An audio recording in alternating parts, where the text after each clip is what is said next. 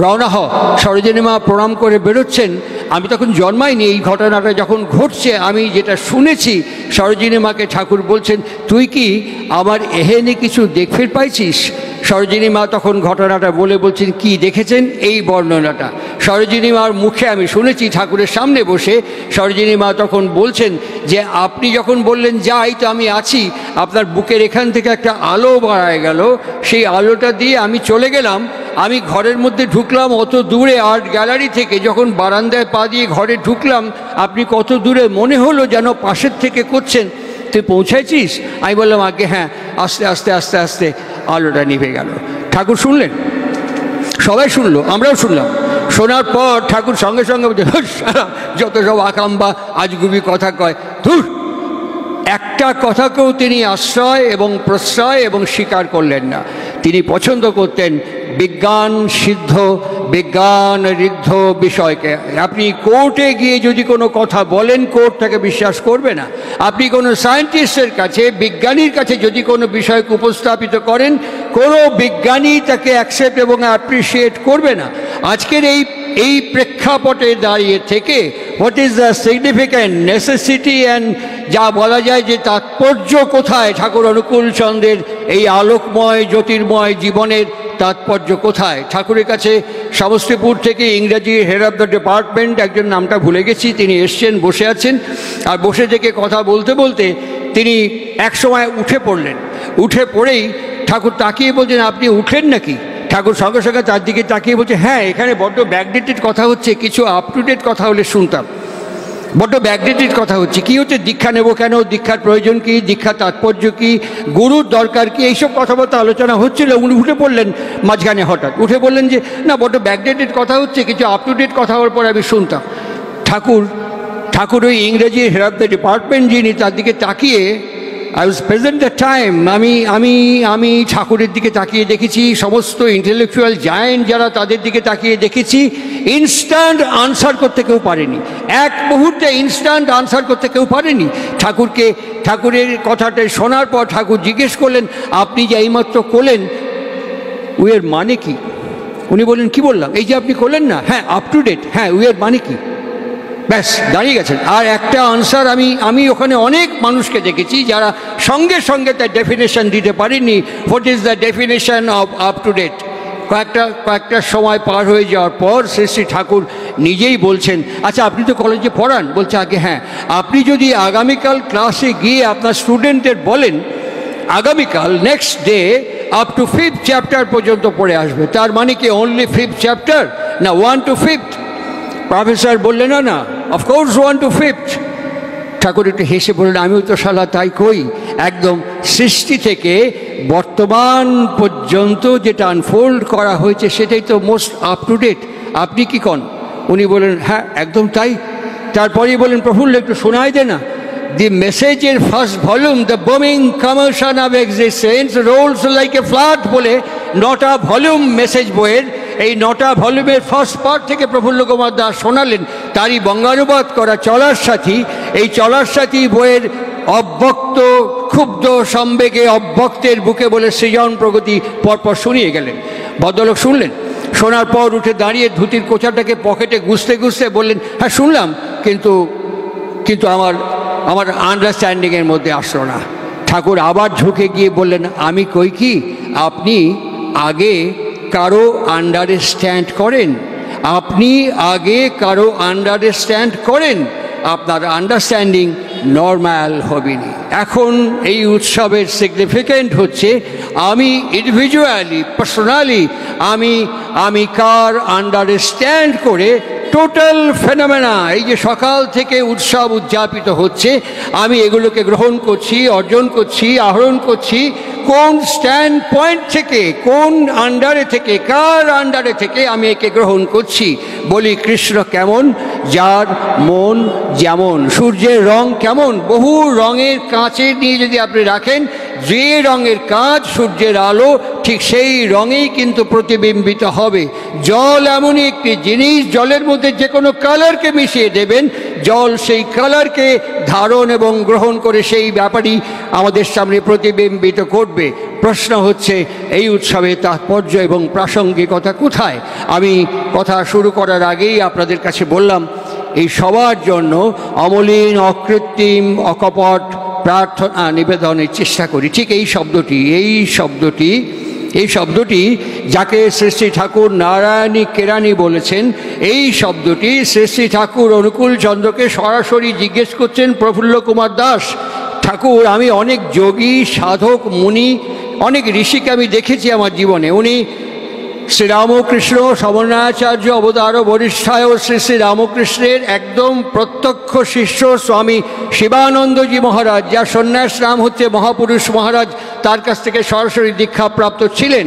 উনি সরাসরি ঠাকুরকে জিজ্ঞেস করছেন। আমি অনেককে দেখেছি, অনেক প্রবলেম নিয়ে মানুষ তাদের কাছে যখন গেছে, এই সমস্যার কথা বললো, শুনে কিছুক্ষণ চোখ বন্ধ করে বললো যাও ঠিক হয়ে যাবে, আর ঠিক হয়ে গেছে।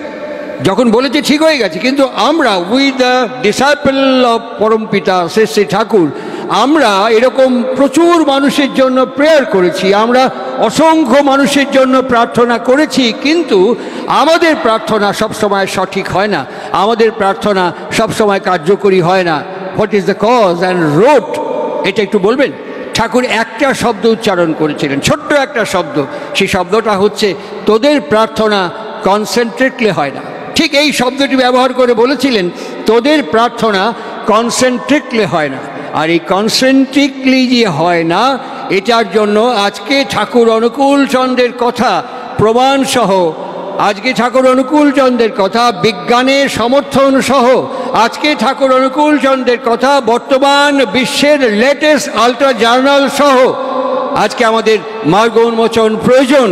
শ্রী শ্রী ঠাকুর অনুকূল চন্দ্র তখন দেওঘর থেকে 42 মাইল দূরে দুমকায়, বাড়িটার নাম হচ্ছে মুখার্জি পার্ক, তিনি সেখানে আছেন।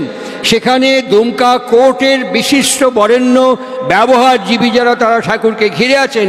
অল অফ দ্য সাডেন ওই আমাদের প্রফুল্ল কুমার দাসদা শ্রী শ্রী ঠাকুরকে জিজ্ঞেস করছেন, ঠাকুর এই যে আমার বাবার শরীর থেকে আমি আমার মার শরীরে গেছি, তা আমি তো এসছি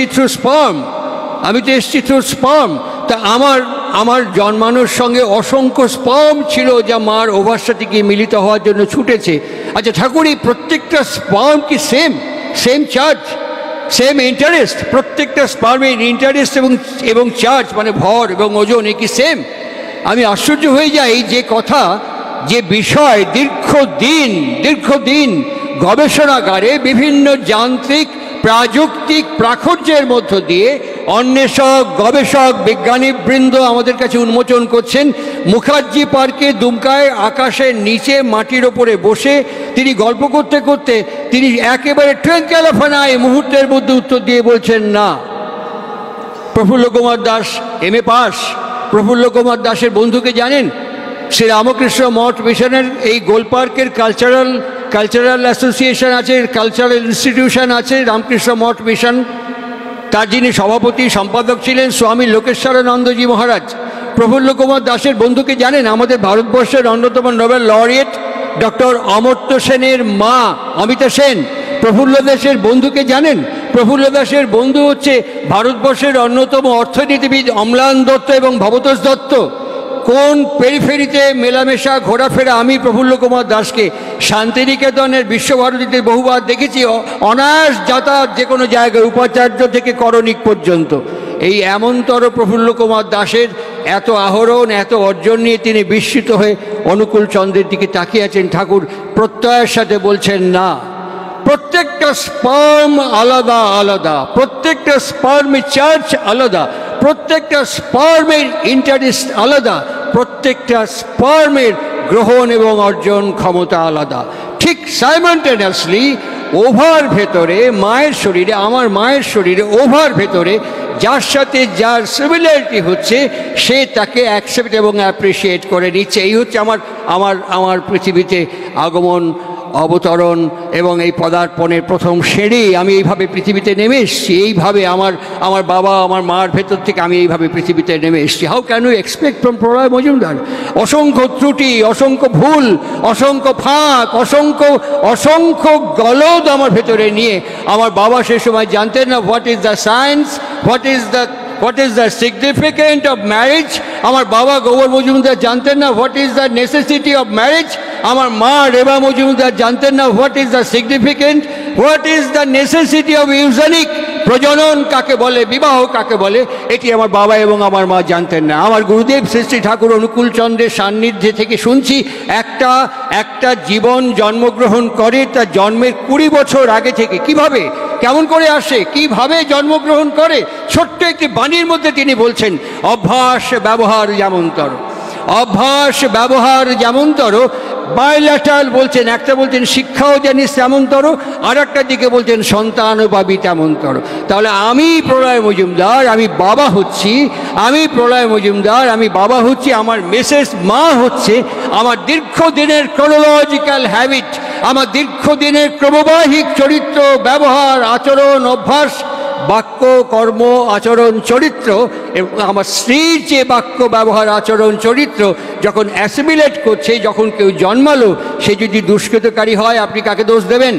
সে যদি লফঙ্গাল, লুচ্চা, বদমাশ হয় কাকে দোষ দেবেন? সে যদি সমাজ বিরোধী হয় কাকে দোষ দেবেন? সে আজকে যদি আমরা ক্রোনোলজিক্যালি আমাদের গ্রাফিক্সকে একবার পর্যালোচনা করে দেখি, রবীন্দ্রনাথ ঠাকুরের পর ঠিক সেই রকম বিশ্বকবির ব্যক্তিত্বের অস্তিত্ব এখন অবতরণ করেননি। বিদ্যাসাগরের পর এখনো পর্যন্ত ওই বর্ণপরিচয় লেখার মতন ওই ব্যক্তিত্বের অস্তিত্ব এখন অবতরণ করেননি। এখনো পর্যন্ত ফ্যারাডে, আইনস্টাইন, আমরা হকিংকে দেখলাম, লাস্ট চলে গেলেন কিছুদিন আগে। এই হকিংকে দেখলাম একটি অসাধারণ কথা আমাদের বর্তমান বিজ্ঞানের ফিজিক্স উচ্চারণ করেছেন। আমরা বলছি যে এখানে আলো আছে, বিজ্ঞানটা বলে না। আমরা বলছি ওখানটা একদম অন্ধকার, বিজ্ঞানটা বলে না। আমরা বলছি এখন প্রচণ্ড শীত, ঠান্ডা পড়েছে, তাই এসব গায়ে চাপিয়ে এসছি, বিজ্ঞানটা বলে না। বিজ্ঞান কি বলে জানেন? পদার্থবিদ্যা কি বলে জানেন? ওরা বলছে এখানে অন্ধকারের অনুপস্থিতি, ওরা বলছে অন্ধকারের মধ্যে আলোর অনুপস্থিতি।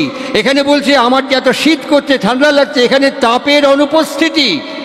ঠিক সাইমনটেনাসলি শ্রী শ্রী ঠাকুর অনুকূল চন্দ্র কথা বলছেন, তোমার জীবন যে কনসেন্ট্রিক নয়, সেই কারণে কোনো কনসেন্ট্রিক পার্সনিফাইড আইডিয়ালের অনুপস্থিতি তোমার জীবনের ব্যালেন্স এবং কোঅর্ডিনেশনকে নষ্ট করে দিচ্ছে।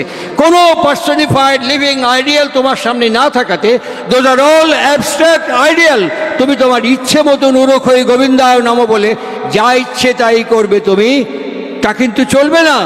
যা ইচ্ছে তাই করবে তুমি, তা কিন্তু চলবে না।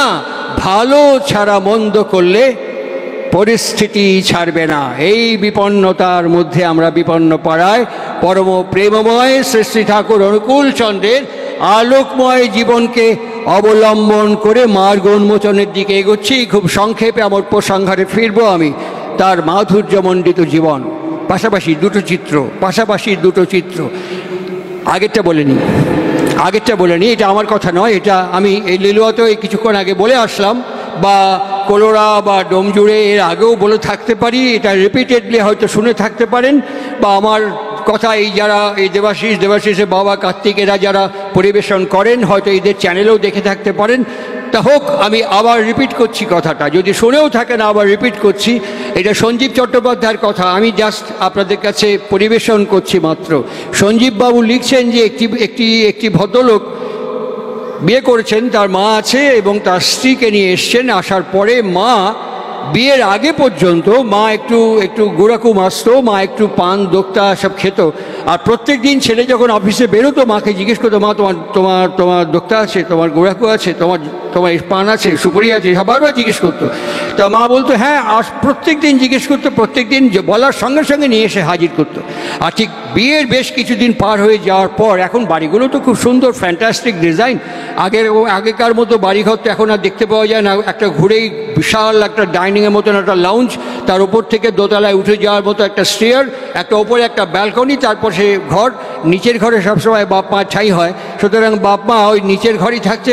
যুক্তি হচ্ছে হাঁটুতে ব্যথা, কোমরে ব্যথা, পড়ে যেতে পারো, সিট ভিটি ভাঙতে হবে না, ওই নিচেই থাকো, নিচে আমরা লজ্জরে ফ্যান লাগিয়ে দিচ্ছি, ওতেই চলবে, নিজের মধ্যে ঘোরাঘুরি করো। মা বাবাও তাই মেনে নেয়, ঠাকুরদা ঠাকুমাও তাই মেনে নেয়। সুতরাং ওই নিচের ঘরে মা থাকে। ছেলে যখন নেমে আসে প্রত্যেক দিন বলে, বাবা আমার দোকটা ফুরিয়ে গেছে, জর্দা ফুরিয়ে গেছে, পান সুপুরি ফুরিয়ে গেছে। ছেলে বুটের ফিতে বাঁধতে বাঁধতে শোনে, ডিক ডিক ডিক ডিক করে বেরিয়ে চলে যায়। বেশ কিছুদিন বাদে একদিন মা দেখছে, রোজ ভুলে যায়, একদিন দেখছে যে ওপরের থেকে তার বউ, মানে কয়েকদিন হলো, 1 মাস হয়েছে, বউ ফিরে এসে ব্যালকনিতে এরকম করে ভর দিয়ে, এখন তার হ্যাগো শুনছো চুরি নাড়িয়ে ডাকা এসব উঠে গেছে, এখন ডাকগুলো খুব সুন্দর এসছে, হাই। আর সুতোর ফিতে বাঁধতে বাঁধতে এরকম করে তাকানোর সঙ্গে সঙ্গে বলছে, হাই, এই দেখো এরকম করে একটু চুলকালাম, গায়ে এরকম খড়ি বেরিয়ে যাচ্ছে, প্লিজ একটা নিভিয়া আজকে এনো কিন্তু। তখন মাথাটা নেড়ে চলে গেল। আর মা পাশ থেকে বলছে, আমার দোক্তা জর্দা সুপুরি পান চলে গেল। ফিরে আসার পর গিন্নি ওপরে ব্যালকনি যেরকম করে দাঁড়িয়ে আছে, তখন বলছে, নিভিয়া ছুড়ে দিয়ে দিল, ফট করে ক্যাচ করে নিলে, একদম ফট করে লুপে নিয়ে নিলে এরকম করে। আর মা তখন বলছে যে, আমার দোক্তা পান জর্দা গুড়াকু ভুলে গেছি, পরে আনবো। তুই বউয়ের আঁচলের তলে চলে গেলি, এই কদিন বিয়ে হওয়ার পর বউ যা বলছে প্রম্পট কাজ করছে, আর তোকে আমি এতদিন থেকে বলছি, একটুও মাথার মধ্যে থাকছে না। মাকে 2 হাত ধরে নিয়ে একটা টুলের ওপরে বসিয়ে বলছে, মা কিছু মনে করো না, দুঃখ পেও না, এটা হচ্ছে টেকনিক্যাল ফল্ট।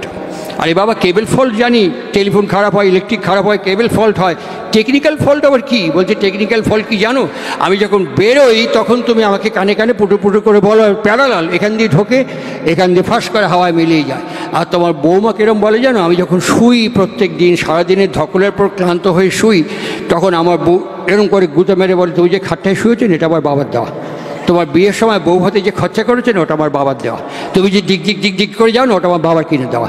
আর তোমাকে এতদিন থেকে বলছি একটুখানি মনে থাকলে একটা নিভিয়া নিয়ে আসতে পারো না, একটা নিভিয়া আনতে পারো না, একটা নিভিয়া আনতে পারো না। এই প্রত্যেক দিন গুঁতো খাই, একটা কান দিয়ে এরকম করে শুনি, শুয়ে থাকি, বালিশে একটা কান প্যাক করা থাকে, আর একটা কান দিয়ে ঢুকে স্ট্রেট ব্রেনে গিয়ে হিট করে। মা বুঝেছি, একদম স্ট্রেট ব্রেনে হিট করে, ওই জন্য ওটা প্রম্পট হয়। আর তুমি বলো এখান দিয়ে ঢুকে এখান দিয়ে বেরিয়ে যায়, ওই জন্য মুশকিল। এই বিপন্নতার মধ্যে সম্পন্নতার রূপরেখা যদি আমার কাছে না থাকে, তাহলে পরে আমার কনসেন্ট্রিক অ্যাটিটিউড এবং কনসেন্ট্রিক অ্যাক্সেলারেশন কেমন করে হতে পারে সেটা আমি ঠিক ভালো করে বুঝতে পারবো না। ঠিক যার আলোকময় জীবনকে নিয়ে, যার জীবনকে নিয়ে আমরা আজকে এই উৎসবে অংশগ্রহণ করেছি, তিনি তখন খুব সম্পন্ন ছিলেন না, অত্যন্ত বিপন্নতার মধ্যে তার ভাই বোন মা এদেরকে নিয়ে তিনি সংসার উদযাপন করছেন। তার বিবাহিতা স্ত্রী, যাকে আমরা শ্রী শ্রী বড়মা বলি, একটু মোটাসোটা ছিলেন। একটা মাত্র ভালো কাপড় ছিল, যে কাপড়টা পরে উনি লোকজনের সামনে বাইরে বেরোতেন, আর কাপড় ছিল না। আর একটা গামছা ছিল, যে গামছাটা অনেক বড় মাপের, গামছাটা গায়ে জড়িয়ে তিনি মাদুরে মাটিতে তার স্বামীর পাশে শয্যা গ্রহণ করতেন। সেদিন বসতে গিয়ে ফ্যাস করে পুরনো হয়ে গিয়েছিল, পাছের কাছে গামছাটা ফেসে যায়, ফুটো হয়ে যায়। তিনি শুয়েই তার স্বামী, আজকের যিনি আমাদের পরম প্রেমময় শ্রী শ্রী ঠাকুর অনুকূল চন্দ্র বিবেকানন্দ কিছুক্ষণ আগে গান গাইছিলেন, মানুষই তনু আশ্রয় করে যুগের শেষে যিনি আবির্ভূত হলেন, তিনি কি বার্তা দিলেন আমার কাছে? তার আচরণ, তার বিচলন, তার বেনির্মাণ কি চিত্রিত করলো চালচিত্রের মতো আমার কাছে। তিনি এসে সঙ্গে শুয়েই তার স্বামীকে বলছেন, জানো আমার না এই একটাই, তুমি আমাকে একটা গামছা দিতে পারো? তখন স্বামী অনুকূলচন্দ্র পাশে শুয়ে আছেন। তখন যেই এই কথাটা শুনলেন, তাড়াক করে সোজা হয়ে বসেই বলছেন, বড় বউ, শালা তুমি একটা ভুল করে ফেললে। বড় মা তখন বলছেন, ভুল করলাম? কি ভুল? আরে তুমি তো আমাকে বিয়ে করেছো, আমি তো তোমাকে বিয়ে করেছি, আমার হাত তোমার হাতের উপরে নিয়ে আমার অন্ন বস্ত্র বাসস্থান সব দায়িত্ব তুমি গ্রহণ করেছো। আমি আমার স্বামীকে বলবো নাকি পাড়ার লোককে বলবো আমার গামছার কথা? কি ভুল করেছি? ঠাকুর তখন বড়মা মুখের দিকে তাকিয়ে থেকে বলছেন, তুমি এই কথাটা আমার মা করলে ভালো হতো। যাক, একবার বলিছ আর কিন্তু কয়ে না, কেমন? এরপর থেকে তোমার যা কিছু প্রয়োজন সব আমার মার কাছে কওয়া, বুঝেছ? এই বলেই তিনি অবিনাশ চক্রবর্তীকে ডাক দিলেন পরের দিন সকালে। ডাক দিয়ে বলছেন যে, অবিনাশদা, আপনি কলকাতায় গিয়ে একটা বড় বড় সাইজ জানেন তো, ওইরকম একটা পেল্লায় গামছা কিনে নিয়ে আসবেন, আর সন্ধ্যেবেলার মধ্যেই পাবনা হিমায়তপুরে ঢুকবেন, ঢুকে গামছাটা বড় বউকে দেবেন না, গামছাটা আমার মার কাছে প্রণাম করে মার পায়ের কাছে রেখে কবেন কি, মা গতকাল রাত্রে মা মহামায়া আমাকে একটা স্বপ্ন দেখাইছিল, আর সেই স্বপ্নটা দেখার পর আমাকে মহামায়া বললেন গামছাটা কিনে বড় মাকে দিতে, তাই আপনার পায়ে আমি দিয়ে গেলাম, এইটুকু ছোঁয়ায় যাবেন, আর কিছু করা লাগবে না। মা বড় বউকে দিবেনি, ঠিক ওইটা ঘটে যাওয়ার পর বড় মাকে দিয়ে দিলেন মা মনমোহিনী দেবী। এবার অবিনাশ চক্রবর্তী শ্রী ঠাকুরকে জিজ্ঞেস করতে নিয়ে একটা সামান্য গামছার জন্য এরকম করে ঘুরপাকে এত নাটক করার দরকার কি ছিল, সরাসরি দিলেই তো হতো। কাঁধের ওপরে হাত দিয়ে ঠাকুর ভাটিবনের মধ্যে হাঁটতে হাঁটতে বলছেন, দেখেন আপনি যা করছেন তা একদম ঠিক, আপনি যা করছেন তা সর্বৈব সত্য, কিন্তু আমি যদি সঙ্গে সঙ্গে বড় বউর কথা শুনে বড় বউকে দিয়ে দিতাম, বড় বউর মনের মধ্যে কি কি হওয়ার সম্ভাবনা থাকতো শোনেন। বড় বউ ভাবতো স্বামী আমার সব, যা কিছু প্রয়োজন স্বামী কি কব, মাক না করলেও চলবে, দেওরদের না জানালেও চলবে, ভাইয়ের বউদের অত গুরুত্ব না দিলেও চলবে, স্বামী আর আমি আর স্বামী, এই বোধটা কাজ করবে। আর আমার মার ভেতরে কি কি সম্ভাবনা ছিল, মা ভাববে এই ছাওয়ালের বিয়ে দিলাম, শালা একটা বাচ্চা হয়েছে, এরই মধ্যে বড় বড় আঁচলের তলে পুটুলি হয়ে গেছে, আগে সব কথা আমার কথা অনুযায়ী চলতো, আর আমার কিছু জানাও না, কয়ও না, বোঝেও না, এই যে হতো। আমার ভাই এবং ভাইয়ের বউরা ভাবতো বড়দা এখন বড় বৌদির কথা শোনে, আর বউয়ের যারা যা, বড় বউয়ের যারা যা, আমার যারা ভাতৃবধূ তারা ভাবতো বড় ঠাকুর বড় বউ ছাড়া আর কিছু বোঝে না। এই বিপর্যয়ের সম্ভাবনা সংসারে থাকতো। আর আমি যা করলাম তাতে কি হলো জানেন, তাতে হলো কি, বড় বউ শালা সঙ্গে সঙ্গে বুঝে গেল আমার স্বামী হোক আর আসামি হোক, যাই হোক না কেন, এ মা ছাড়া জীবনে কিচ্ছু বোঝে না, যা কিছু সব মার কাছে কওয়া লাগবি। আর আমার ভাইরাও বুঝে গেল বড় ঠাকুরে বা বড়দাক এসব বলে কিছু হয় না, সব মার গোড়ায় মার ঠ্যাঙে দেওয়া লাগবি। এই যে বম্বে রোড, হাই রোড যত তৈরি হচ্ছে দেখবেন, আমি পশ্চিমবঙ্গ সরকারের বামফ্রন্ট আমলে একটি সেমিনারে গিয়েছিলাম দক্ষিণ 24 পরগনায়, সেখানে একটি আশ্চর্য তথ্য জানতে পেরেছি, যত হাই রোড দেখবেন তার দুপাশে গাছ পুঁতে দেওয়া হয়। কেন, কী জন্য গাছ পোতা হয়? হাই রোডের পাশে দেখবেন সবসময় গাছ পোতা হয়। হাই রোডের ওপরে হেভি ট্রাক, হেভি ভেহিকেল যাতায়াত করে, প্রচণ্ড কম্পন তৈরি হয়, যে সোলিংয়ের মধ্য দিয়ে রাস্তাটা তৈরি হয়, ওই প্রচণ্ড কম্পনে মাটিগুলো আলগা হয়ে যায়। আর যত গাছ পরপর লাগিয়ে দেওয়া হয়, গাছের শিকড় মাটির ভেতরে চলে যায়, আর মাটি ওই কাছাকাছি শিকড়কে আঁকড়ে ধরে, যার ফলে ওই ভাইব্রেশন অটোমেটিক্যালি অ্যাবজর্ব করতে পারে। যত রেল লাইন দেখবেন, রেল লাইনের ভেতরে অসংখ্য স্টোন চিপ, বড় বড় পাথর দিয়ে দেওয়া হয়, রেল যত গতিতে ছুটে যাক না কেন, ওই ভাইব্রেশন ওই মাটির সাথে পাথর ওটাকে অ্যাবজর্ব করে নেয়। আশ্চর্যের ব্যাপার, আমরা আগে গরু গাড়ি চড়তাম, এখন জেট গতিতে এসে গেছি। আগে আমরা লম্ফ, হ্যারিকেন, মোমবাতি জ্বালাতাম, এখন আমরা নিয়ন আলো জ্বালাচ্ছি। এখন আমরা ইনভার্টার ব্যবহার করছি। এখন ফট করে টিপলে পরে গোটা বিশ্ব আমাদের কাছে এত তীব্র গতিতে গতিস্মান হয়েছি। তাকিয়ে দেখবেন ডক্টরেট, পিএইচডি, এমফিল এরকম করা প্রচুর মানুষ বিদ্যায় একবার অপটিমামকে টাচ করেছে, একটু টুস করে রাগিয়ে দেবেন, টুস করে একটু রাগিয়ে দেবেন। এই কিছুদিন আগে আমি অশোকদার বাড়িতে আসছিলাম, আমি সেদিন বলেছি অশোকদার বাড়িতে কিছুদিন আগে আসার পরেই যে অঙ্কুরহাটি বলে একটি ক্রসিং আছে, অনেকক্ষণ দাঁড়িয়ে থাকে গাড়ি, একটা সবুজ আলো হলে গাড়িগুলো যায়, এই অঙ্কুরহাটি দুদিকেই যাওয়া যায়। আর এখানে যখন আমি আসছি, একটা লিকপিকে একটা লোক সাইকেলের ওপরে বসে, দুদিকে দুটো হেভি ট্রাক, ওই গায়ে এরকম আকশা দেওয়া আছে যেখানে দড়ি দিয়ে মালগুলোকে বাঁধা হয়, দুটো ট্রাকের মাঝখানে ওই লোকটা সাইকেল নিয়ে ঢুকেছে। আমার আগে একটা গাড়ির ড্রাইভার ওকে বললেন যে দাদা খুব ব্যস্ত, এইখানে ঢুকলেন আপনি, যদি ডাইনে বায়ে লরি ঘোরে তাহলে তো আপনি শেষ, স্যান্ডউইচ হয়ে যাবেন। ভদ্রলোককে উত্তর দিল জানেন, একটা ঠ্যাং মাটিতে এরম করে দিয়ে একটু ঝুঁকে সাইকেলটাকে নিয়ে ড্রাইভারের দিকে তাকিয়ে বলল, তোর বাবার রাস্তা সৌরে বাচ্চা। কি সুন্দর উত্তর। আমার গুরুদেব কি বলছে জানেন, কীরকম আহরণ দেখুন, কীরকম অর্জন দেখুন, ভালো জিনিস কীভাবে রিপ্রেজেন্টেশন হচ্ছে। ঠাকুর অনুকূল চন্দ্রের তাৎপর্য প্রাসঙ্গিকতা কোথায় জানেন, উনি বলছেন ভাব ভাষাকে নিয়ে আসে, ভাষা কখনো ভাবকে আনে না। তাই একটা বিখ্যাত বরেণ্য ব্যক্তিকে যদি একটু রাগিয়ে দেন, ওই ডক্টরেটশিপ, একাডেমিয়া তার ঠোঁট দিয়ে আর বেরোবে না, তার ঠোঁট দিয়ে তার ক্রনোলজিক্যাল জেনেটিক্যাল কনফিগারেশনের ভাষাগুলো বেরোবে। আবার একটি নিরক্ষর মানুষকেও যদি রাগিয়ে দেন, তার অ্যাটিটিউড এবং ফিজিক্যাল ফেনোমেনা দেখবেন তার ক্রোনোলজিক্যাল হেরিডিটিকে ক্যারি করছে। ট্রেনে যখন যাতায়াত করতাম, 3 জনের সিট লোকাল ট্রেনে, 3 জনই বসে আছে, সবারই স্বাস্থ্য পাচা মোটামুটি ঠিকই, আর জায়গা নেই, তবুও দেখবেন আপনারা যাতায়াত করতে করতে ভিড় হয়ে গেলে একজন প্লিজ একটু অ্যাডজাস্ট করুন না, একটু সরে যান না, সরতে সরতে ঠেকে গেছেন আর জায়গা নেই, একটা সিটের কাঠের একটুখানি পিচ আর একটা এয়ারে হ্যাঙ্গিং হয়ে আছে, তবুও কিছুক্ষণ বসে ওর মধ্যে গুতুগুতি করতে থাকবে।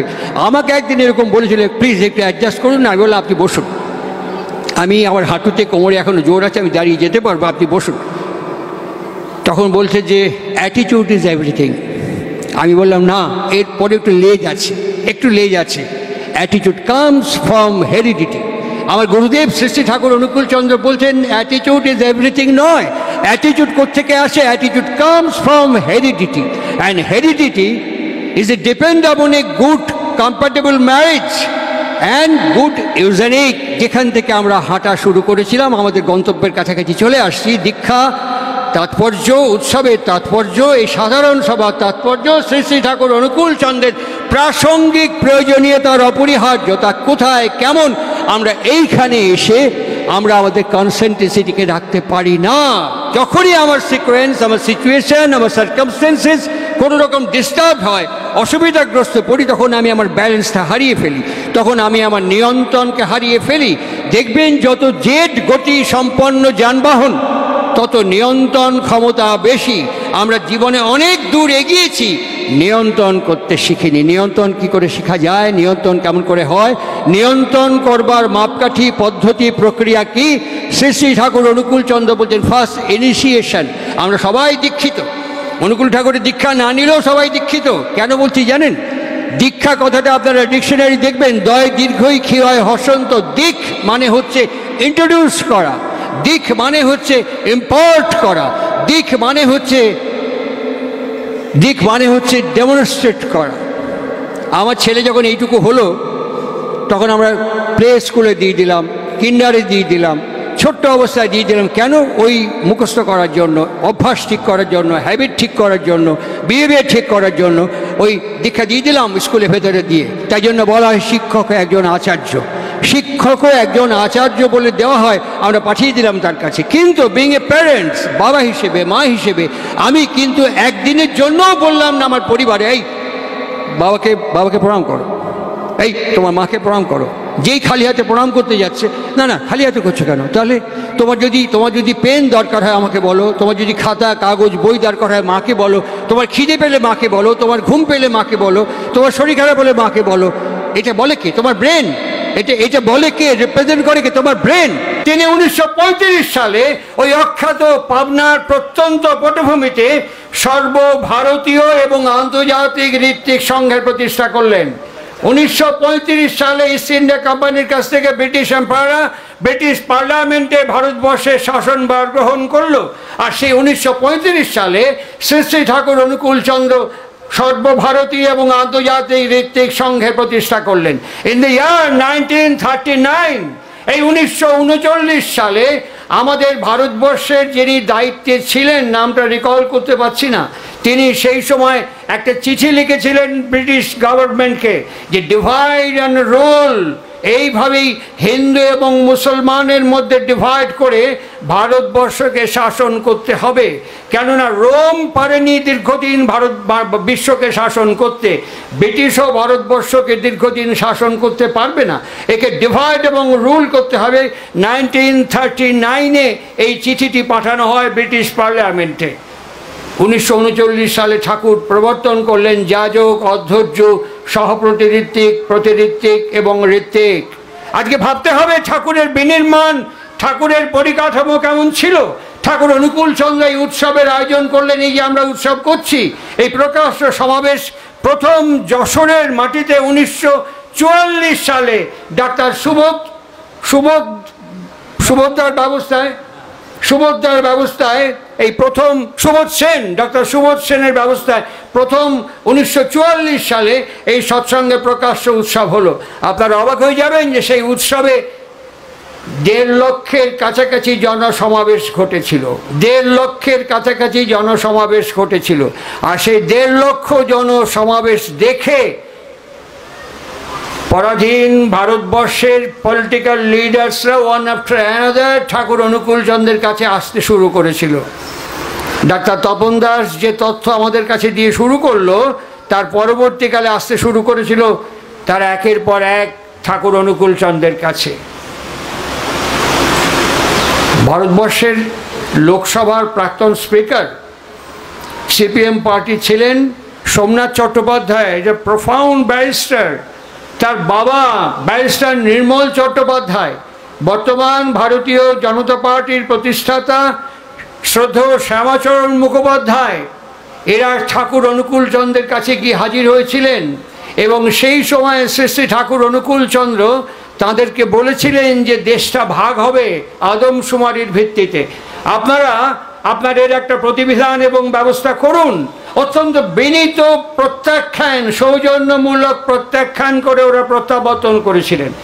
আজকে আমাদের ইতিহাসের তথ্যের দিকে যখন আমরা চোখ রাখি, তখন সিন্ধু প্রদেশ এবং পাঞ্জাব প্রদেশকে এই আদমশুমারির ভিত্তিতে এই বালুচিস্তানকে ব্রিটিশ গভর্নমেন্ট পৃথক মুসলিম ভোটের আওতায় নিয়ে আসা হয়।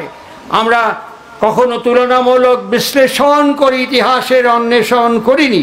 তাই আজকের আনন্দবাজারে সুগত বসু লিখেছেন, পরিষ্কার ভাষায় লিখেছেন, উৎসবের চেয়ে এখন অন্বেষণ বেশি কাঙ্ক্ষিত, উৎসবের চেয়ে এখন অন্বেষণ অত্যন্ত জরুরি। আর সেই অন্বেষণের জন্যই আমার সহকর্মী আশিস আপনাদের কাছে হাত পেতে ভিক্ষে নিয়ে আপনাদের দরজায় দরজায় ঘুরে আমন্ত্রণ নিমন্ত্রণ আবেদন জানিয়ে আজকে এইখানে এই সমাবেশ সম্পন্ন করবার চেষ্টা করছে। এটা আড্ডা মারার জায়গা নয়, এটা মশকা মারার জন্য আমরা এখানে আসিনি কেউ। এখানে গল্প গুজব ঠাট্টাখালি বনভোজনের মতন খেয়ে দিয়ে গল্প করে বাড়ি ফিরে যাব, এই জন্য আমরা এখানে আসিনি। কি জন্য এসছি? এসছি শ্রী শ্রী ঠাকুর অনুকূল চন্দ্রকে ইমবাইব করবার জন্য। আমরা এখানে এসছি হোয়াট ইজ দ্য সিগনিফিক্যান্ট, তার তাৎপর্যকে অনুধাবন এবং অন্বেষণ করে আমার জীবনে আত্মীকৃত করবার জন্য আজকে এই সৎসঙ্গে মহোৎসবে আমরা এখানে অংশগ্রহণ করেছি। কি তার কি তার বার্তা কি আমাদের কাছে? আমি খুব সংক্ষেপে আপনাদের কাছে চুম্বকে নিবেদন করব। তাকিয়ে দেখবেন যে কয়েকজন মানুষ এখানে বসে আছেন, একটা কথা, এই যে আমি কথা বলছি, একটা কথা একটা মানুষকে দূরে ঢেলে দিতে পারে। একটা কথা একটা মানুষকে কাছে এনে দিতে পারে। একটা কথা, একটা ব্যবহার, একটা আচরণ একটা মানুষের সঙ্গে বৈরিতা সৃষ্টি করতে পারে। একটা কথা, একটা আচরণ, একটা ব্যবহার একটা মানুষের সঙ্গে আত্মীয়তার বন্ধন সৃষ্টি করতে পারে। ভুল বলছি না তো? সুতরাং ঠিক এই যে এগুলো যে আমাদের শিক্ষার পর্যায়ে, এগুলো যে আমাদের জীবনের পর্যায়, এগুলো যে আমাদের আচরণ এবং অভ্যাসের পর্যায়, এটা আমরা কখনো বুঝতে পারিনি। বর্তমান বাংলা সাহিত্যের প্রবাদ প্রতিম কিংবদন্তি সাহিত্যিক শব্দশিল্পী শীর্ষেন্দু মুখোপাধ্যায়, উনি আমাকে নিয়ে গিয়েছিলেন দেশ পত্রিকার তদানীন্তন সম্পাদক অমিতাভর কাছে। এই আমি এবং শীর্ষেন্দু মুখার্জি অমিতাভর সাথে দেখা করে কথা বলে যখন ফিরছি, অমিতাভ শীর্ষেন্দু মুখার্জিকে বললেন, শীর্ষেন্দু, তোমার ঠাকুর বাংলা ভাষাকে যেভাবে সমৃদ্ধ করেছে, আগামী প্রজন্ম, আগামী দিন, দীর্ঘদিন ঠাকুরের কাছে কৃতজ্ঞ থাকবে এই বাংলা ভাষাকে ঠাকুর যেভাবে সমৃদ্ধ করেছে। শীর্ষেন্দু তো অবাক হয়ে বললেন, আপনি আমার ঠাকুরের লেখা পড়েন? অনুশ্রুতির কয়েকটি ভলিউম তিনি আলমিরা থেকে বার করে দেখালেন। আমি নিয়মিত পড়ি। ঠাকুরের বাংলা ভাষা না পড়লে বাংলা শেখা যায় না। আমি সাগরময় ঘোষের সাথে দেখা করেছি, দেশ পত্রিকার সম্পাদক। তিনি একই কথা আমাকে বলেছিলেন, তখন আমি দেওঘর আশ্রমে থাকি। তিনি একই কথা আমাকে বলেছিলেন, আমাকে একই কথা জানিয়েছিলেন। আমি সাগরময় ঘোষকে বলেছিলাম যে সামনে ঠাকুরের শতবর্ষ, আপনি দেশ পত্রিকায় শ্রী শ্রী ঠাকুর অনুকূল চন্দ্র সংখ্যা বার করুন। উনি বললেন, আমরা ব্যবসা করতে এসেছি, আপনি যে কথা বলছেন খুব ভালো করে বুঝি। ঠাকুরের সংখ্যা বার করলে আমার যদি 20,000 বিক্রি হয়, ওটা 20 কোটি বিক্রি হবে, ওটা আমি খুব ভালো করে জানি, কিন্তু পরেরটা আমি ভালো করে বলতে পারছি না। পরেরটা কি বলো? পরেরটা হচ্ছে আপনাদের এত দলাদলি, এত ভাগাভাগি, এত খেয়ে যদি কেউ একটা আদালতে মামলা ঠুকে দেয়, লাভের গুড় আদালতে খেয়ে যাবে। ওই জন্য আগে আপনারা ঠিক হন, তারপরে আমরা দেশ সংখ্যা, আমরা ব্যবসায়ী, আমরা ছুটে যাব। ঠিক এই কথাটি আমাকে সাগরময় ঘোষ কথাটা বলেছিলেন দেশ অফিসে বসে। আমাকে অনেকেই বলেছিলেন যে ঠাকুরের আন্দোলনকে বিকৃত করে ফেলা হচ্ছে, আমাদের অবিকৃত আন্দোলন করতে হবে। এই কথাটা এখন নতুন, বিকৃত এবং অবিকৃত। এর আগে দেওঘর আশ্রমে আমি বড় হয়েছি, দেওঘর আশ্রমে যার প্রতিকৃতির শ্রীপাদপদ্মে আমরা একত্রিত হয়েছি, আমার আর শৈশব এই শ্রীবিগ্রহের সান্নিধ্যে এবং স্বামীপে অতিবাহিত হয়েছে। সেই সময় একটা শব্দ প্রচলন হয়েছিল, ইষ্ট বিরোধী। এই শব্দটা নতুন আমদানি হলো, বিদেশ থেকে আমদানি হলো ইষ্ট বিরোধী। এই যে আমাদের শ্রদ্ধেয় বিষ্ণু দাসদা যার কথা বলছিলেন, professor Panchanan Sarkar, he was the living legend. ওরকম একটি ব্যক্তিত্ব আমি এখনো পর্যন্ত আমার এই কাঠামোতে দেখিনি। কি জানতেন না তিনি? সেই পঞ্চানন সরকার মহাশয় শ্রী শ্রী ঠাকুরকে বলছেন, সম্প্রতি একটা শব্দ শোনা যাচ্ছে ইষ্ট বিরোধী। আমি মনে করি ইষ্ট কোনো অ্যাবস্ট্রাক্ট ফিলসফি নয়। ঠাকুর মাথাটা নাড়লেন, তারপরেই বললেন, আমি মনে করি ইষ্ট দি পার্সনিফাইড এক্সিস্টেন্স। ঠাকুর মাথাটা নাড়লেন। পঞ্চানন্দ বলছেন, ইষ্ট মানে আপনি। আমি সোজা বাংলায় বুঝতে পারি যা আপনার বিরোধী, তাই ইষ্ট বিরোধী। ঠাকুর তারপরে আনসার করে বললেন, হ্যাঁ তাই, ঠিক তাই, তাই একটা হাইফেন আবার একটা হর্ষই, তাই। এই কথাটি পঞ্চানন্দাকে ঠাকুর বলেছিলেন। আমরা আজকের আলোচনায় ফিরব, আজকের প্রেক্ষাপটে ফিরব, আজকের সন্ধিক্ষণে ফিরব। একে বিকৃত করার ক্ষমতা কারণেই বিশ্বে কারণেই যে ঠাকুর অনুকূল চন্দ্রকে বিকৃত করতে পারে বা সৎসঙ্গকে বিকৃত করতে পারে। যদি আমি নিজে নিজে না বিকৃত করি, কারো ক্ষমতার বাইরে আন্দোলনকে বিকৃত করতে পারে। কেমন, কীরকম? আমি যখন প্রথম বললাম, দীক্ষা নেওয়ার পরে প্রথম মন্ত্রটি উচ্চারণ করলাম, আমি অক্রোধী। আমাদের সবচেয়ে বড় দুর্ভাগ্য, আমাদের সবচেয়ে বড় দৈন্যতা হচ্ছে শ্রী শ্রী ঠাকুরের দর্শন সাহিত্য, বাণী সাহিত্যের সাথে আমাদের কারোরই সরাসরি সম্যক পরিচয় নেই। দিবাকর এতক্ষণ অনুশ্রুতি আবৃত্তি করে আমাদেরকে শোনাচ্ছিল বিভিন্ন বাণী। ওই অনুশ্রুতি বাণীমালা পরিক্রমা করলে আমরা দেখতে পাবো ঠাকুর আমাদের বলছেন যে আমার এই গৌতমের উপরে গুপ্ত রাগ হয়েছে, আমি গৌতমকে প্রকাশ করলাম না। গুপ্ত রাগ, ক্রোধন স্বভাব আমার ভেতরে রয়েছে, আমি সেটা প্রকাশ করলাম না, জানালাম না। ভেতরে ভেতরে থাকলো, বাইরে খুব হৃদ্য আচরণ করে ফিরে গেলাম, কিন্তু ভেতরে আমার একটি গুপ্ত রাগ এবং একটি ক্রোধন স্বভাব ভেতরে রয়ে গিয়েছে। শ্রী শ্রী ঠাকুর অনুকূল চন্দ্র বলছেন, আজ কাল অথবা বহু পরে আমার কাছে কি ভবিষ্যৎ নিয়ে আসবে, আই ক্যান্ট প্রেডিক্ট ইট। আমি সেটা বলতে পারবো না, বর্ণনা করতে পারবো না। এর থেকে রোগও ভুগতে পারি, শোকেও ভুগতে পারি, বিপর্যয় বিধ্বস্ত হতে পারি, পর্যদস্ত হয়ে যেতে পারি, সেটা আমি বলতে পারবো না। তাহলে আমি একজন ডিসাইপল হিসেবে, ঠাকুরের শিষ্য হিসেবে, সৎসঙ্গে কোথায় কি হচ্ছে, কোন দলে কোন আশ্রমে কি হচ্ছে, দ্যাটস নট মাই লুকআউট। আমি যদি ব্যক্তিগতভাবে আমার অক্রোধী স্বভাবকে মর্নিং টিল নাইট যদি আমি এক্সারসাইজ করতে থাকি, তাহলে আমি যে পরিবারে জন্মগ্রহণ করেছি সে পরিবারের অ্যাসেটে কনভার্ট হয়ে যাব, আমি সে পরিবারের কি সম্পদে রূপান্তরিত হব। ঠাকুর বলছেন আমি অমানি। এই অমানিত্বের জন্য অনুশ্রুতি পরিক্রমা করে দেখবেন, আমার এই মুহূর্তে সব বাণী রিকল হচ্ছে না। এই অমানিত্ব নিয়ে ঠাকুর অনেক বাণী দিয়েছেন। আমি যদি এগুলো প্র্যাকটিস করতে থাকি আমার ইন্ডিভিজুয়াল লাইফে, তাহলে কোন আশ্রমে কোন ব্যক্তি কী করছেন, দ্যাটস নট মাই লুকআউট। আমি আমার ইন্ডিভিজুয়াল লাইফে আমি এগুলো করতে করতে, এগুলোকে ইনভাইট করলে আমার ফ্যামিলিতে আমি একটি অ্যাসেটে কনভার্ট হয়ে যাব। এই আমিটা যখন আপনার কাছে গিয়ে পৌঁছবো, এই আমিটা যখন তার কাছে গিয়ে পৌঁছবো, এই আমিটা যখন ওখানে গিয়ে পৌঁছবো, সাইমালটেনিয়াসলি আমি আমার পরিবারের অ্যাসেট, আমার সমাজের অ্যাসেট, আমার পাড়ার অ্যাসেট এবং আমি যে সংগঠন বিলং করব সেই সংগঠনের অ্যাসেটে কনভার্ট হয়ে যাব। আপনি বলুন একে বিকৃত করার ক্ষমতা কার আছে? শ্রী শ্রী ঠাকুর একে সাবধান করে বলছেন, আছে ক্ষমতা। কার জানেন? প্রতিদ্বন্দ্বী ইচ্ছা।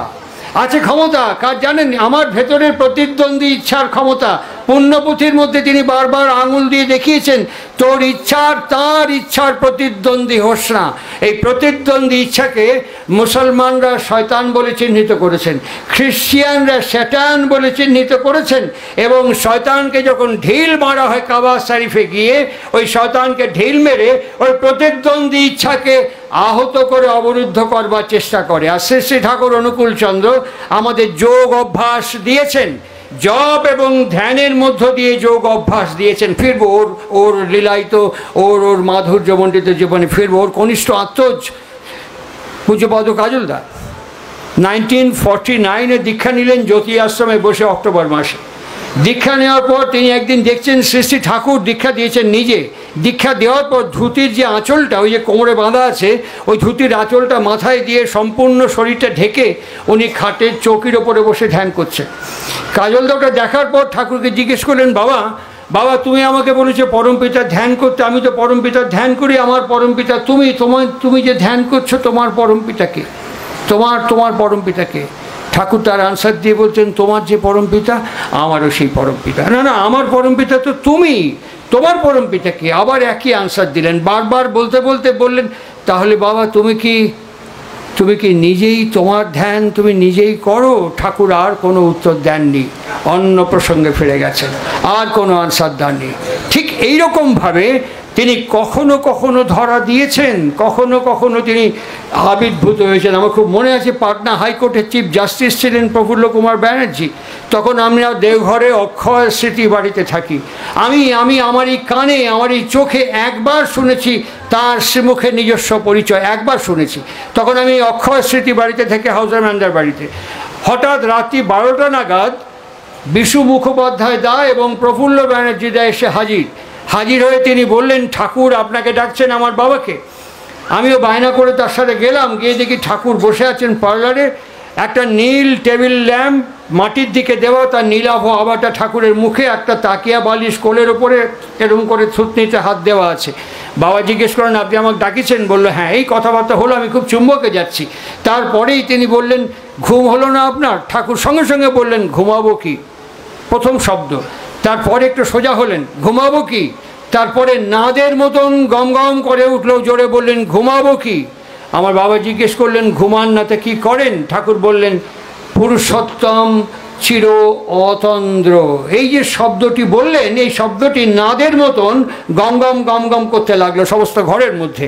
আর ঘুমান না, তাহলে সারা রাত্রি ধরে কী করেন? শ্রী ঠাকুর বললেন, পয়েন্টিং করি। কি পয়েন্টিং করেন? এই তোমার ঘরের কাক কোথায় কখন কিভাবে রাখবো আনে, তারই পয়েন্টিং করি। সবার ছবিকে আপনার কাছে ভাসে? তিনি দুদিকে মাথা নাড়লেন। তাহলে কাদের ছবি ভাসে? তিনি পরিষ্কার বললেন, যারা খুব আগ্রহ, অনুরাগ, আকুলতার সাথে নাম করতে চায়, বায়োস্কোপের রিলের মতন তাদের ছবি আমার চোখের সামনে দিয়ে ভেসে যায়, তার থেকে টেনে টুনে নিয়ে শালা পয়েন্টিং করি। একে বিকৃত করবে কে? আমাকে নাম করতে বাধা দেবে কে? একজন, আমার প্রতিদ্বন্দ্বী ইচ্ছা। আমাকে অক্রোধী, অমানী, কাম, লোভ, জিদ বশীয়তে বাধা দেবে কে? আমার প্রতিদ্বন্দ্বী ইচ্ছা। এছাড়া আর কারো শক্তি সৃষ্টির মধ্যে নেই যে আমাকে বাধা দিতে পারে। সুতরাং এর ফার্স্ট আমি বিকৃত হচ্ছি বলেই আমি যাদের সাথে মিশছি, ক্রমান্বয়ে পচা আলুর সঙ্গে পচা আলু রাখলে যেমন হয়, ওই যেন আলুও পচানো শুরু হয়ে গেছে। সর্বাং খাল্লিদাং, আবার একই জায়গায় তিনি স্থাস্নু, তিনি একই জায়গায় থাকেন, কোথাও নড়েন না। এটা আমরা শুনেছি, খুঁজবো কোথায়? হ্যাঁ, রজনীকান্তের ভাষায় বলতে গেলে আছো অনল অনিলে চির নবনীলে। এত সময় আমার নেই, এত খোঁজার সুবিধে নেই, এত সুযোগ নেই, এত সাধ্যসীমা ক্ষমতাও আমার নেই। দেখবো কী করে, বুঝবো কী করে? আমাদের উপনিষদ বলছেন তিনি ভীষণ গুহার মধ্যে বাস করেন। এই গুহায় যাবো কী করে? তমসাবৃত গুহা, এর মধ্যে যাবো কী করে? শ্রীমদ্ ভগবদ্ গীতা আমাদের 18টি অধ্যায় ধরে পরপর বর্ণনা করছেন, এইভাবে করো, ওইভাবে করো, সেইভাবে করো। একদম শেষ পর্যায়ের দিকে আস্তে আস্তে অর্জুন পরিষ্কার ভাষায় বললেন, তুমি এতক্ষণ আমাকে যা বলেছো আমি সব ভুলে যাচ্ছি, মনে রাখতে পারছি না। শ্রীকৃষ্ণ কি বললেন? ভুলে যাও। হ্যাঁ হ্যাঁ, ভুলে যাও। তুমি যদি ভুলে গিয়ে তাকে ভুলে যাও, তাহলে কি করব? একটাই শব্দ উচ্চারণ করেছিলেন, আমাকে মনে রাখো, মামেকাং শরণাং ব্রজ। ঠিক এই কথাটি আমরা উচ্চারণ করছি, তাঁকেই যেন জানিতে পারি।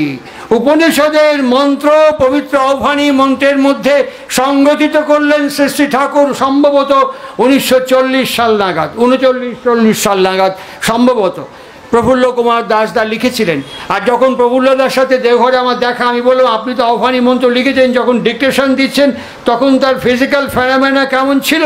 প্রফুল্ল কুমার দাসদা আমাকে পরিষ্কার বলছেন, যখন উনি বলছেন প্রত্যেকটি অ্যাজ লাইক অ্যাজ অ্যাটলাস তার সমস্ত এম্বডিমেন্টের মধ্যে ফুটে উঠছে। ঠাকুর দিয়েই বলেন, প্রফুল্ল আমি যখন করছিলাম তখন কি তুই এখানে কিছু দেখতে পাচ্ছিলি? বলে, হ্যাঁ, আপনি যা বলছেন তো এখানে দেখতে পাচ্ছি। তখন বললেন, এখন থেকে তুই আমার এই রূপটা ধ্যান করবি। বললেন ঠাকুর হারিয়ে যাচ্ছে, এই কিছুক্ষণের মধ্যে ইভাকুয়েট করে যাচ্ছে। ঠাকুর এরম করে বলেছিলেন প্রফুল্ল দাসকে, এতটুক মনে আছে তো? যদি এতটুক মনে থাকে ওইটা সাপটায় জাপটায় আস্তে পেস্টে ধরে ওইটাই ধ্যান করবি। প্রফুল্ল কুমার দাস দেওঘরে আমাকে বলেছিলেন যে আমি এখনও ওইটাকেই ধ্যান করার চেষ্টা করি, ওই রূপ, অভাবনীয় রূপ। এই বিগ্রহের সেবাদপদ্মে আমরা বসেছি। আমার করণীয় কি? আমি উপসংহার পর্বে ফিরছি। এতক্ষণ যে কথাগুলো বললাম তাকেই যেন জানিতে পারি। এই যে স্থাশ্রু এবং চলিষ্ণু, কেমন প্রফেসর পঞ্চানন সরকার তখন হিমায়তপুরে একা একা গিয়েছিলেন। গিয়ে ওনার একটা ধারণা ছিল, এত দিগ্গজ পণ্ডিত মনে করতেন নিজেকে, ওনার একটা ধারণা ছিল যে সমস্ত বুদ্ধি এবং বিদ্যা এখানে থাকে, এইখানে মাথার মধ্যে। সুতরাং এটাকে নরম জায়গায় রাখতে হবে, নরম বালিশে রাখতে হবে, তা না পরে বুদ্ধি চোট খাবে, বিদ্যা চোট খাবে। ওই জন্য উনি তো সেই নরম বালিশ হিমায়তপুরে পাচ্ছেন না। জননী মনমোহিনী দেবী সব দেখাশোনা করেন। মা তখন খাতাপত্র হিসেব করছেন, উনিকে দাঁড়িয়ে গলা খাকারি দিলেন। বলেন কি কিছু কবি পঞ্চানন? বলছে হ্যাঁ, আমার একটা নরম বালিশ দরকার। মা মনমোহিনী দেবী খাতার হিসেব করতে করতে বলতেন তুই বাড়ি চলে যা, বাড়িতে মাথার নরম বালিশও পাবি, পাশে কোল বালিশের মতো বউও পাবি, এখানে আর দরকার নেই, এখান থেকে চলে যা। খুব অভিমান হয়েছিল, একবারে অহংকারী দাম্ভিক ব্যক্তিত্ব, খুব আহত হয়েছিলেন উনি। তখন ভাবলেন যে এর একটা বিহিত করতে হবে। উনি তার গুরু ভাইদের সমস্ত আর যারা আশ্রমিক ছিলেন ওদেরকে বললেন আমি আগামী পূর্ণিমায় পদ্মায় ঝাঁপিয়ে আত্মহত্যা করব। এই কথাটা ভয় পেয়ে গেল আশ্রমের সবাই। সবাই গিয়ে মাকে বললেন মা, পঞ্চানন্দ বলছেন আগামী পূর্ণিমাতে আত্মহত্যা করবেন পদ্মায় ঝাঁপ দিয়ে। মা তখন বললেন পূর্ণিমার এখনও ঢের দেরি, ঠিকই যখন করেছি এখনই ঝাঁপাতে কম, যখন ঠিকই করে ফেলেছে তখন এখনই ঝাঁপাতে কম, পূর্ণিমার এখনও ঢের দেরি আছে, এখনই ঝাঁপাতে কম।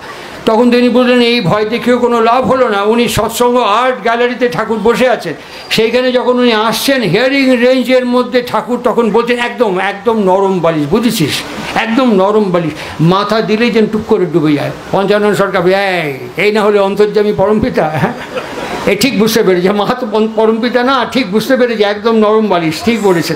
এই করতে করতে পঞ্চানন্দ এগিয়ে আসছে, ঠাকুর তখন বলছেন এখনই যাবো আর আসবো, আসন বালিশটা নিয়ে উয়েক দিয়ে দিবি। এইবার পঞ্চানন্দ দেখলেন যাকে দিচ্ছে তার নাম দুলাল ম্যাথর। এই দুলাল ম্যাথর ওখানে খাটা পায়খানা সাফ করে, ঠাকুর বলছে উয়েক দিয়ে দিবি। কোথায় দুলাল ম্যাথর, কোথায় প্রফেসর পঞ্চানন সরকার? আবার একবার ডিগবাজি খেলো। ডিগবাজি কে ভাবছে এটা কি ঠিক জায়গায় এসছি আমি? এই বারবার দ্বন্দ্ব, একে বলে প্রতিদ্বন্দ্বী ইচ্ছা, পণ্যপুঁথির মধ্যে বলেছেন। এই প্রতিদ্বন্দ্বী ইচ্ছার দ্বন্দ্ব বারবার এপাশ ওপাশে নিয়ে গিয়ে পেন্ডুলামের মতো ঘোরায়। আর ঠিক সেই সময় ঠাকুর পঞ্চানন্দকে দেখেই উঠলেন, উঠে কাঁধে হাত দিয়ে বললেন জলে একটু হাতে বেড়ায় আসি। কিছু দূর এগিয়ে গিয়ে বলছেন দেখেন পঞ্চানন্দা, এই যে শালা যাক করলাম না, আমি যদি আপনি কই পঞ্চানন্দ এক্ষুনি পাবনার থেকে যায় আমার জন্য 2 বোতল মদের বোতল আনতে পারবেন? আপনার ভেতরে কত প্রশ্ন, কত জিজ্ঞাসা। মদের বোতল? আমার গুরুদেব মদ খায়? তারপরে মনে হবে পয়সা পাবো কোথায়, যাবো কি করে, দোকান যদি বন্ধ থাকে তাহলে কি করবো? Lots of series of question, one after another আপনার পেছন হাঁটবেন। দেখবেন নাকি দুলাল তো লাগে এক্ষুনি টক করে পাবনায় যে আমার জন্য 2 বোতল মদ নিয়ে গেত আগে, হ্যাঁ হট করে চলে গেল। বলে দেখেছেন কিরকম শালা তৈরি, দেখেছেন কি তৈরি, শালা নরম মাল কার পাওয়া উচিত কন্ত? আপনি তো শালা এমনিই শক্ত হয়ে গেছেন, আপনি তো শালা মাথায় এমনিই শক্ত হয়ে গেছে, নরম মাল কার পাওয়া উচিত কন্ত? হ্যাঁ আমি কই কি ওই শক্ত যা হয়ে আছে ওটা গলানোর জন্য শক্ততেই মাথা দেন, বাড়ি খেতে খেতে আস্তে আস্তে তরল হয়ে যাবে। সুতরাং এর ভেতর থেকে যখন 2টো বোতল নিয়ে আসলো তখন হেমকবিকে দিয়ে দিল, বললেন হেমদাকে যায় কগা যে ঠাকুর পাঠাই দিছে।